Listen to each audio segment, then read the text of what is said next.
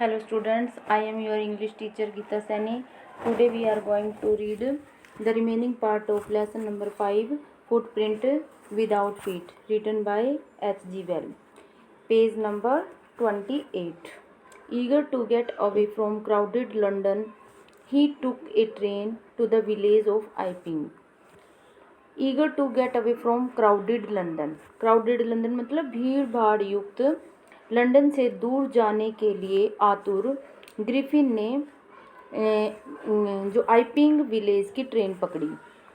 Where he booked 2 rooms at the local inn. Local inn होता है स्थानीय सराय, और आइपिंग विलेज में जाकर उसने एक लोकल इन में 2 कमरे बुक किए अपने लिए। The arrival of a stranger at an inn winter was in any case an unusual event. Unusual मतलब असामान्य इवेंट, घटना। The arrival of stranger at an inn winter, सर्दियों में इन के अंदर किसी अजनबी का आना एक असाधारण घटना मानी जाती थी। A stranger of such uncommon appearance set old tongues wagging, और a stranger of such uncommon appearance, और ऐसा अजनबी जो दिखने में भी बिल्कुल असाधारण था, तो सभी लोगों की जीभ पर यही बात थी, यानी कि सभी उसकी चर्चा कर रहे थे, सभी लोग उसी की चर्चा कर रहे थे इस तरह के अजनबी को देख करके। Mrs Hall the landlord's wife made every effort to be friendly. Mrs Hall जो कि इनकी मालकिन थी, लैंडलॉर्ड्स वाइफ मकान मालिक की पत्नी थी, मेड एवरी एफर्ट्स, उसने हर प्रयास किया, टू बी फ्रेंडली, कि वह ग्रिफिन के साथ मैत्रीपूर्ण ढंग से रहे। But Griffin had no desire to talk, लेकिन ग्रिफिन की कोई इच्छा नहीं थी कि वह बात करे। एंड टोल्ड हर, और उसे बताया, my reason for coming to Iping is a desire for solitude. Solitude होता है एकांत। ग्रिफिन ने मिसिस हॉल को बताया कि उसका आइपिंग विलेज में आने का एक ही मकसद है कि वो एकांत चाहता है। I do not wish to be disturbed in my work. उसने कहा कि मैं नहीं चाहता कि कोई भी मेरे काम में मुझे परेशान करे, डिस्टर्ब करे। Beside an accident has affected my face, और इसके अतिरिक्त एक दुर्घटना की वजह से जो मेरा फेस है वो प्रभावित हुआ है या खराब हो गया है। Satisfied that her guest was an eccentric scientist. Eccentric होते स्ट्रेंज, अजीब, और इस बात से संतुष्ट होकर कि उसका जो गेस्ट है, मेहमान है ग्रिफिन, वो एक अजीब साइंटिस्ट है।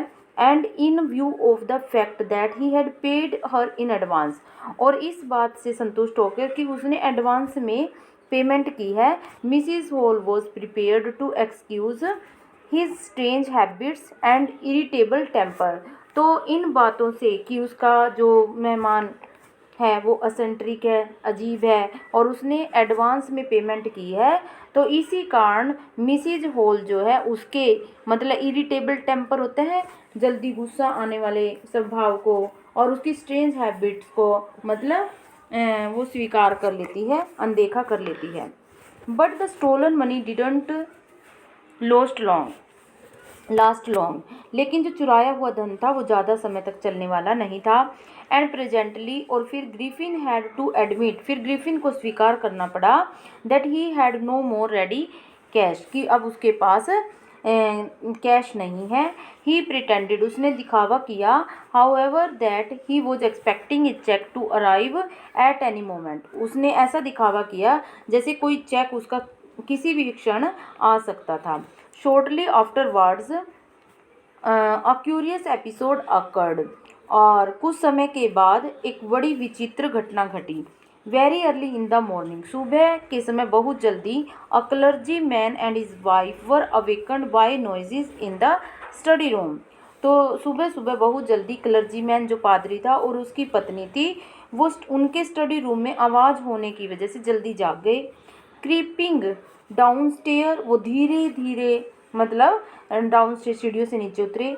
दे heard the chink of money, उन्होंने पैसों की खनखने की आवाज़ सुनी। Being taken from the clergy man desk, जो कि क्लर्जी मैन के डेस्क से निकाले जा रहे थे। विदाउट मेकिंग एनी नॉइज, बिना कोई आवाज़ किए। And with a poker grasped firmly in his hand. Poker होता है लोहे की छड़, और एक लोहे की छड़ को अच्छे से पकड़कर, दृढ़ता से पकड़ के हाथों में, the clergyman flung open the door. Clergyman ने स्टडी रूम का दरवाज़ा खोला। सरेंडर कर दो, अपने आप को समर्पित कर दो। Then to his amazement he realize that the room appear to be empty. लेकिन हैरानी की बात थी उनके लिए, उन्होंने महसूस किया कि तो रूम तो बिल्कुल खाली है, रूम में तो कोई नहीं है, और कोई भी न होने की वजह से वो काफ़ी हैरान हुए। He and his wife looked under the desk. पादरी ने और उसकी पत्नी ने डेस्क के नीचे देखा, बिहाइंड द कर्टेन्स, पर्दों के पीछे देखा, and even up the chimney, यहाँ तक कि चिमनी के ऊपर भी देखा। There wasn't a sign of anybody, वहाँ पर किसी भी व्यक्ति का कोई आने का संकेत नहीं था। Yet the desk had been open, और फिर भी डेस्क खुला हुआ था। And the housekeeping money was missing, और जो घर के रुपए थे वो भी गायब थे। Extra ordinary affairs the clergyman kept saying for the rest of the day. और पूरा दिन मतलब जो क्लर्जीमैन था वो इसी बात के बारे में सोचता रहा। कितनी असाधारण घटना है कि कमरे में कोई है नहीं है, लेकिन डेस्क खुला हुआ है और पैसे भी गायब है। तो वो सारा दिन इसी घटना के बारे में सोचता रहा। But it was not an extraordinary as the behaviour of Mrs Hall's furniture a little later that morning. लेकिन यह बात इतनी असाधारण नहीं थी जितना कि कुछ देर के बाद मिसिज हॉल के फर्नीचर ने जो व्यवहार किया था वो घटना असाधारण थी। The landlord and his wife were up very early. मकान मालिक और उसकी पत्नी सुबह जल्दी उठ गए। And were surprised to see the scientist door wide open, और वे साइंटिस्ट यानी कि ग्रिफिन के कमरे का दरवाज़ा खुला देखकर काफ़ी हैरान हुए। यूजली इट वॉज शट, क्योंकि प्राय तो वो बंद होता था, एंड लॉक डोर, ताला लगा होता था। And he was furious if anybody entered his room, और फ्यूरियस मतलब वो बहुत ज़्यादा गुस्सा हो जाता था जब भी कोई उसके रूम में एंटर करता था। The opportunity seemed too good to be missed, तो यह अवसर खोने का नहीं था, तो उन्होंने अवसर का फ़ायदा उठाया। दे पीप्ड मतलब झांकना, राउंड द डोर, उन्होंने दरवाजे के चारों तरफ झांक कर देखा। सा नोबडी, उन्होंने देखा कि रूम में कोई भी नहीं है। एंड डिसाइडेड टू इन्वेस्टिगेट मतलब छानबीन करना, जांच पड़ताल करना। और मिसिज हॉल और उसके पति ने मतलब जांच पड़ताल करने की, छानबीन करने की सोची। The bed clothes were cold, जो बेड क्लोथ थे यानी कि चादर वगैरह थी वो ठंडी पड़ी हुई थी। Showing that the scientist must have been up for some time, और इसे मतलब बेड शीट के ठंडा होने की वजह से पता चल रहा था कि जो साइंटिस्ट है वो थोड़ी देर पहले उठ चुके थे। एंड स्ट्रेंजर स्टिल, और अजीब बात थी, the clothes and bandage that he always bore were lying about the room, कपड़े और जो पट्टियाँ वगैरह वो हमेशा पहन कर रखता था वो मतलब कमरे में बिखरे हुए पड़े थे। ऑल ऑफ ए सडन, अचानक, Mrs Hall heard a sniff होता है सांस लेने की आवाज़, क्लोज टू हर ईयर, अपने कानों के बिल्कुल नज़दीक वे सांस लेने की आवाज़ सुनती है। A moment later the hat on the bed post leapt up, और कुछ ही क्षण में जो बेड के ऊपर हैट पड़ी हुई थी वो हवा में लपकी। And dashed itself into her face, और वो हैट जो है मिसिस हॉल के चेहरे से जा टकराई। Then the bedroom chair became alive, और फिर जो बेडरूम की चेयर थी वो जो सजीव हो उठी, वो हिलने लगी। स्प्रिंगिंग इनटू द एयर, वह हवा में उछलने लगी। It charge state at her legs upmost, और कुर्सी जब हवा में उछल रही थी तो उसने सीधा मिसिज हॉल पर प्रहार किया, विशेषकर उसकी टांगों पर ज़्यादा प्रहार किया। As she and her husband turned away in terror, terror होता है डर की वजह से। जैसे ही मिसिज हॉल और उसके पति मुड़े, the extra ordinary chair pushed them both out of the room, और वह असाधारण जो कुर्सी थी उसने उन दोनों को कमरे से बाहर पुश कर दिया, बाहर धक्का देकर निकाल दिया। And then appeared to slam, और फिर दरवाज़ा बंद हो गया। And lock the door after them, और उनको बाहर निकालने के बाद, कमरा बंद होने के बाद रूम जो है लॉक हो गया यानी कि ताला लग गया। Mrs hall almost fell down the stairs in high street मतलब बेहोश होना, अनकॉन्शियस होना।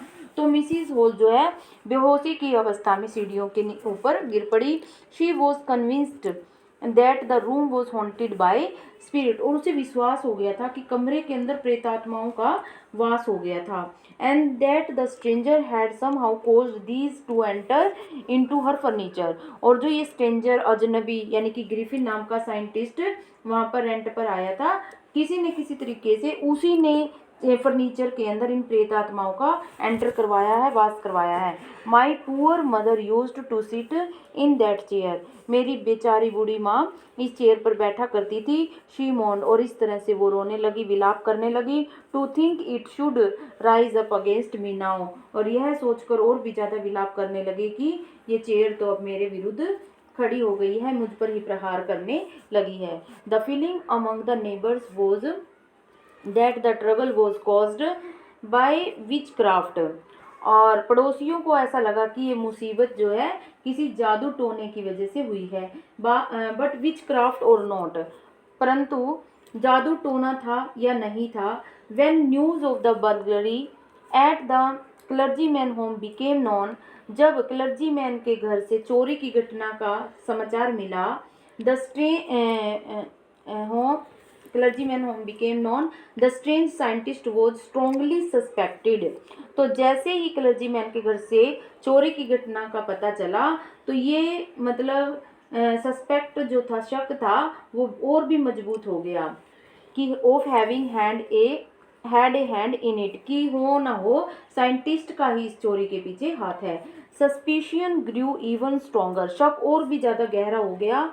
When he suddenly produce some ready cash, जब उसने एकदम से कुछ मतलब तैयार कैश जो है प्रस्तुत किया। ही had admitted not though he had admitted not long before that he had no money, जबकि उसने थोड़े समय पहले ही ये बात मानी थी कि उसके पास रुपए नहीं है, पैसे नहीं है, धन नहीं है। द विलेज कॉन्स्टेबल वो सीक्रेटली सेंट फॉर, और गांव का जो सिपाही था उसको गुप्त रूप से बुलाया गया। Instead of waiting for the constable, मतलब कांस्टेबल का इंतजार करने की बजाय Mrs Hall went to the scientist, Mrs Hall जो साइंटिस्ट के पास गई। who had somehow mysteriously appeared from his empty bedroom, who had somehow mysteriously appeared from his empty room, जो अपने खाली रूम में एकदम से मिस्टीरियसली मतलब रहस्यमयी ढंग से प्रकट हो गया था खाली रूम में। I want to know what you have been doing to my furniture, मैं जानना चाहती हूँ कि तुम मेरे फर्नीचर के साथ क्या कर रहे हो। She demanded, and I want to know how it is you came out of an empty room and how you entered a locked room. और मिसिज हॉल ने साइंटिस्ट को कहा कि मैं ये भी जानती हूँ कि तुम एम्प्टी रूम में किस तरह से अंदर आ गए, और how you entered A locked room, और एक लॉक किए हुए रूम में तुमने कैसे एंटर किया। The scientist was always quick tempered मतलब बहुत जल्दी गुस्सा होने वाला व्यक्ति था। जो साइंटिस्ट था उसे बहुत जल्दी गुस्सा आ जाता था। और नाउ ही बिकेम फ्यूरियस, अब तो वो और भी ज़्यादा क्रोधित हो गया, और भी ज़्यादा गुस्से में आ गया। यू डोंट अंडरस्टैंड हु और what I am, he shouted, और ग्रिफिन ने चिल्लाकर कहा, तुम्हें नहीं पता कि मैं कौन हूँ। Very well I will show you, अच्छा तो मैं दिखाता हूँ तुम कि मैं कौन हूँ। Suddenly he through of bandage, अचानक से उसने जो पट्टियाँ थी वो फेंकनी शुरू कर दी। विस्कर्स, मूछे, स्पेक्टेकल, चश्मा, एंड इवन नोज, और जो वो फॉल्स नोज लगाता था वो सब फेंक दिया। He it took him only a minute to do this, और ऐसा करने में उसे कुछ ही मिनट लगे होंगे। The horrified people in the bar found themselves staring at A headless man, और जो भयभीत लोग थे जो बार के अंदर बैठे हुए थे, उन्होंने भी हेडलेस पर्सन को यानी कि बिना सिर के व्यक्ति को देखकर वो भी काफ़ी हैरान हो गए। मिस्टर जेफर द कांस्टेबल, मिस्टर जेफर जो कि सिपाही था, नाउ अराइव्ड, अब वो पहुंच चुका था। And was quite surprised to find that, और यह सब देखकर वो काफ़ी मतलब हैरान हुआ। That he had to arrest a man without a head, क्योंकि उसे एक ऐसे व्यक्ति को अरेस्ट करना था जो विदाउट हेड था, बिना सिर का था। But Jaffers was not easily prevented from doing his duty, लेकिन जेफर अपने आप को अपनी ड्यूटी, अपने कर्तव्य को निभाने से नहीं रोक सकता था। If A magistrate warrant order a person arrest, यदि मैजिस्ट्रेट ने मतलब कोई ऑर्डर निकाला है किसी व्यक्ति को अरेस्ट करने का, then that person had to be arrested, तो उस व्यक्ति को अरेस्ट करना ही पड़ेगा। विद और विदाउट हिज हेड, चाहे वो हेड के साथ है या फिर विदाउट हेड है, चाहे वो सिर वाला है या फिर बिना सिर वाला है, तो व्यक्ति को अरेस्ट तो करना ही पड़ेगा। There followed a remarkable scene as the policeman tried to get hold of a man who was becoming more and more invisible as he threw off one garment after another। और वहाँ पर एक बहुत ही मतलब अजीब सा दृश्य हुआ जब पुलिसमैन ने उस मैन को पकड़ने की कोशिश की, जो कि मतलब बिकमिंग ज़्यादा से ज़्यादा इनविजिबल अदृश्य होता जा रहा था एज, क्योंकि वो एक एक करके अपने गारमेंट्स को उतार रहा था, अपने कपड़ों को उतार रहा था। Finally A shirt flu into the air, और अंततः जो एक कमीज थी हवा में जो उसने निकाली थी वो हवा में लहराने लगी। And the constable found himself struggling with someone he could not see at all, और कांस्टेबल ने अपने आप को एक ऐसे व्यक्ति के साथ संघर्ष करते हुए पाया जो मतलब दिखाई ही नहीं दे रहा था। Some people try to help him, कुछ लोगों ने भी उसकी हेल्प करने की कोशिश की, but found themselves hit by blows that seemed to come from nowhere. ही ब्लोज होते हैं मुक्के, लेकिन जो व्यक्ति उसकी कांस्टेबल की हेल्प कर रहे थे उनको मतलब मुक्के अनसीन ब्लोज लग रहे थे, यानी कि न दिखाई देने वाले मुक्के लग रहे थे वो, और पता नहीं चल रहा था कि वो मुक्के कहाँ से आ रहे थे। इन द एंड, और अंत में Jaffers was knocked unconscious. Knocked unconscious मतलब बेहोश हो जाना, और अंत में जो जेफर था वो बेहोश हो गया as he made a last attempt to hold on the unseen scientist. जब वो मतलब अपना अंतिम प्रयास कर रहा था उस अदृश्य साइंटिस्ट को पकड़ने में, तो वो अपने उसको पकड़ने में तो असफल रहा और इस तरह से वो अनकॉन्शियस होकर बेहोश होकर गिर पड़ा। There was nervous excited cries of hold him, और वहाँ पर मतलब घबराहट भरी आवाज़ें आ रही थी, चिल्लाने की आवाज़ें आ रही थी कि पकड़ो उसे पकड़ो उसे। But this was easier said, लेकिन ये कहना आसान था देन डन, करने की बजाय ये कहना आसान था। Griffin had taken himself free and no one knew where to lay hands on him, और ग्रिफिन ने अपने आप को एक झटके के साथ छुड़ा लिया और कोई भी नहीं जानता था कि उसे किस तरह से पकड़ा जाएगा। ये था आपका lesson footprint without feet. Okay बेटा।